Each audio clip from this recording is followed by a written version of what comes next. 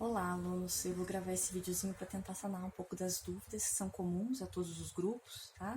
Então, eu vou trazer nesse vídeo 3 questões principais com relação ao mapa de elementos naturais, tá? A primeira delas é sobre o mapa de declividade, tá? Bom, primeiro a gente tem que entender que dominar o solo, né, é algo essencial para a gente fazer planejamento urbano. Então, a gente fala muito em arquitetura que é preciso entender o terreno para conseguir fazer uma boa arquitetura, né? E isso também funciona para o urbanismo, né? Tanto para o desenho urbano como para planejamento. A gente precisa entender o solo, o comportamento das curvas de nível, do relevo e como funcionaria, por exemplo, o escoamento pluvial, né? A drenagem das águas direcionadas a quais cursos hídricos, né? Como por exemplo, também no mapa de hidrografia, onde se localizam as nascentes, né? Qual a condição da vegetação de preservação permanente, qual a posição, a direção do escoamento pluvial também dentro do córrego, dentro dos cursos hídricos, né? E então nesse primeiro mapa de declividade, né, um ponto essencial que está explicado nos slides é que as curvas elas mostram para nós altitudes diferentes. Então, o que acontece, um erro muito comum nos mapas de declividade, né, quando a gente está medindo a distância entre as curvas,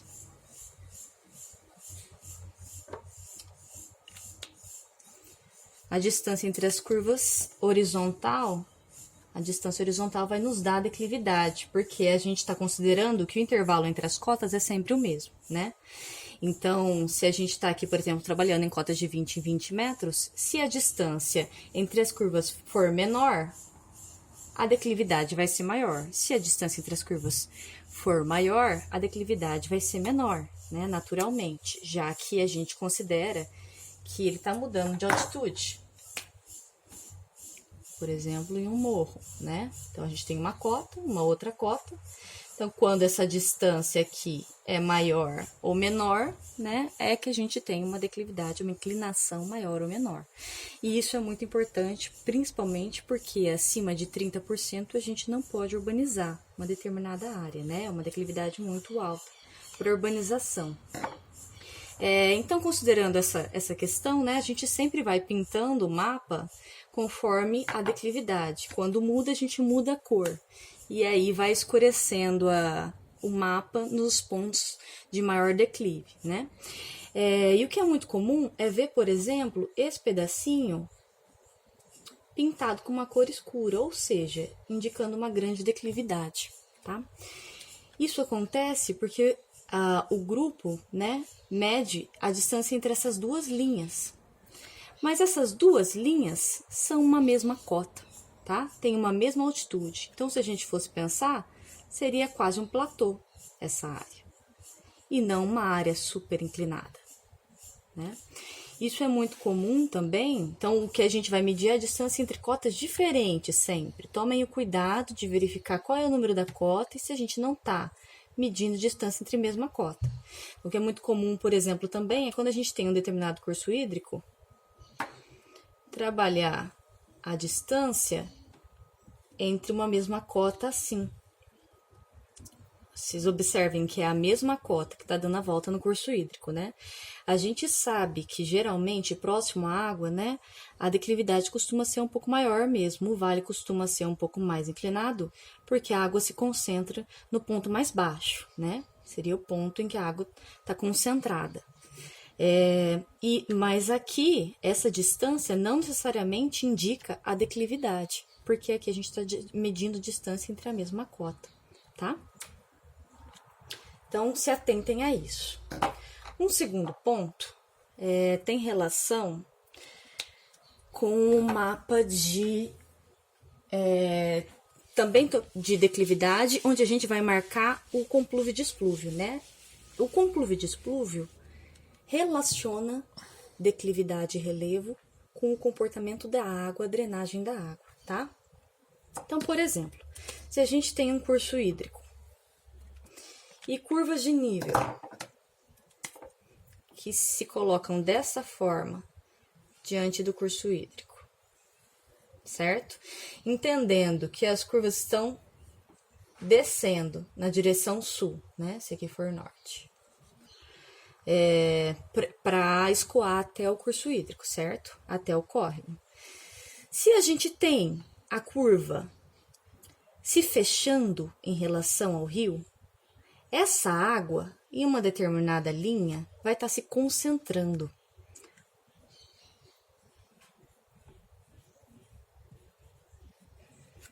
Isso caracteriza um complúvio, certo?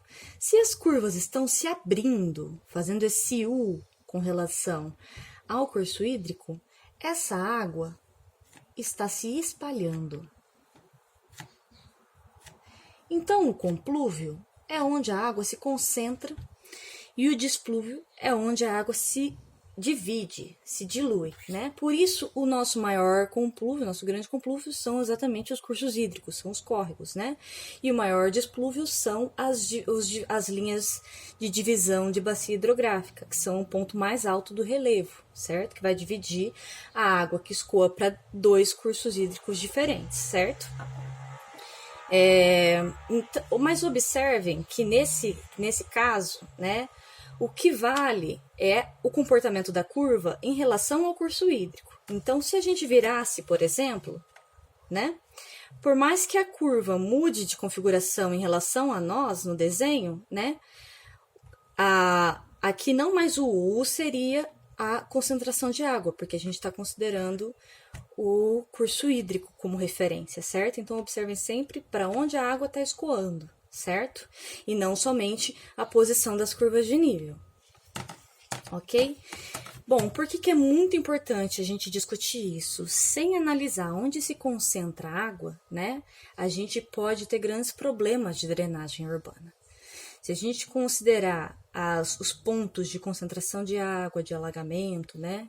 Os pontos que se configuram como vales, seriam assim, por exemplo, né? Onde a água desce concentrada.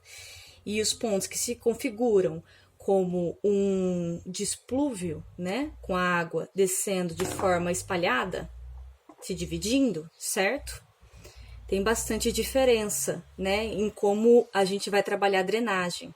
Porque onde a água está concentrada, por exemplo, uma das soluções urbanísticas muito comuns é a gente propor uma via para propor uma tubulação de drenagem, né, executar uma tubulação de drenagem sob a via, tá?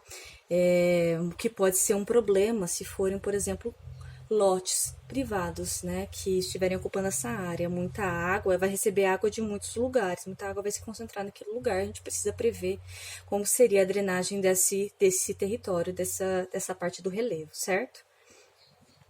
Então, entendendo o complúvio e displúvio, né, nós chegamos ao terceiro ponto, que é das bacias hidrográficas, certo? Então, com relação às bacias, né, eu fiz um grande desenho aqui, que mostra 3 cursos hídricos de maior volume, né?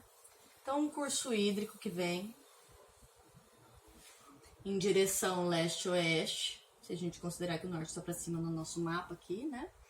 E a gente tem aqui nesse curso hídrico algumas nascentes, certo? Tem uma nascente aqui, e a gente entende que a água, naturalmente pela gravidade, sempre vai escoar para onde o relevo é mais baixo, né? E as nascentes vão escoando para onde o relevo é mais baixo até encontrar um outro ponto que também tem água, né? E esse ponto em que os rios se encontram a gente chama de confluência, certo? São pontos onde os rios se encontram. Então, o córrego vai desembocar num ribeirão, por exemplo, né? E o ribeirão vai desembocar num rio, ele vai a gente trabalha com uma hierarquia hidrográfica, né, que vai diferenciando os níveis dos cursos d'água conforme o seu volume, por exemplo, né. Bom, então a gente tem esse curso hídrico ao sul, esse ao norte, também na direção, que também escoa na direção leste-oeste, certo? E a gente ainda tem um pedacinho de um outro curso hídrico que a gente não conhece o comportamento pelo tamanho do mapa, pela nossa escala, certo? Aqui a gente tem uma outra nascente ainda, uma outra nascente. Então, primeiro, no mapa de hidrografia, a gente tem que indicar para onde está escoando a água dentro do curso hídrico, tá? Então, por exemplo, a água ela parte da nascente, vai descendo, né, em direção ao encontro com outras águas, certo? Então, a gente vai marcar como que se dá o escoamento dessa água em todos os cursos hídricos da nossa área de estudo, certo? Um segundo ponto que a gente vai marcar é onde está a linha de divisão de água, onde está o divisor de águas, tá? Porque a gente entende que o relevo, né, ele tem os vales, as partes mais baixas, onde a água vai se concentrar, e tem também os topos, né, as partes mais altas do relevo, que vai dividir as águas de dois cursos hídricos. Então, por exemplo, entre esses dois cursos hídricos, o que a gente vai observar para conseguir enxergar qual é a divisão entre eles? Qual é a cota mais alta? Qual é a cota de maior altitude? Tá? Então, nesse caso nosso, a gente tem uma cota de maior altitude de 580, tá? Então, eu vou pegar e ligar o topo e ligar os topos, aliás, né? A gente vai ligando os topos. E aqui, a partir da 580, a gente tem outra 580 aqui. Quem está dividindo, quem é a cota mais alta entre esses dois cursos hídricos a partir desse ponto, é a 560, é a cota 560. Então, a gente vai ligar esse topo até a cota mais alta, certo? E a partir da cota mais alta, a gente vai ter o nosso divisor de águas, tanto entre esses cursos hídricos, quanto entre esses cursos hídricos, quanto entre esses cursos hídricos. Então, por exemplo, nesse ponto, a partir da cota 560, a água que chover aqui vai escoar para esse curso hídrico. A partir desse ponto, da cota 560, a água que escoar para esse curso hídrico, a água que chover aqui, né, escoamento da água pluvial vai ser para esse curso hídrico. A partir dessas curvas, a água vai escoar para esse outro curso hídrico, certo? E aqui também, a partir desses topos que a gente desenhou,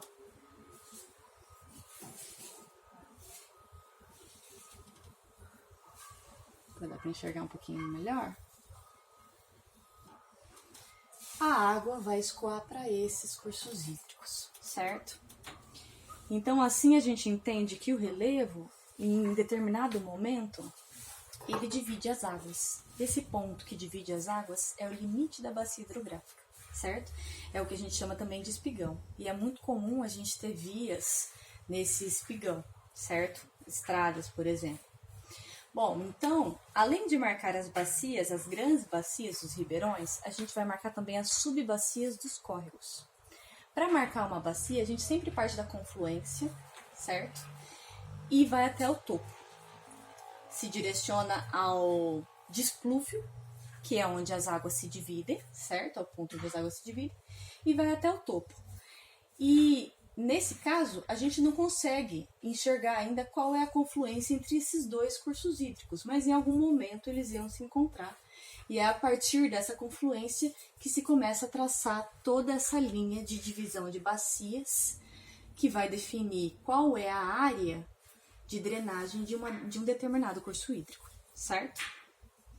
Então, por exemplo, se a gente fosse desenhar uma subbacia desse córrego, bom, a gente parte da confluência entre os rios, certo? Se direciona para o ponto de displúvio, onde a curva está se abrindo em relação ao rio, e vai perpendicularmente às curvas até o topo, que é onde a gente tem a divisão entre as bacias, as grandes bacias, certo? Aqui também a gente vai partir da confluência e seguir pelo displúvio até o topo, certo? O que isso quer dizer? Que a água que cair em toda essa área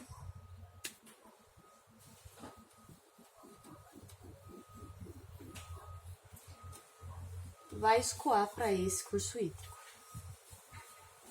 certo?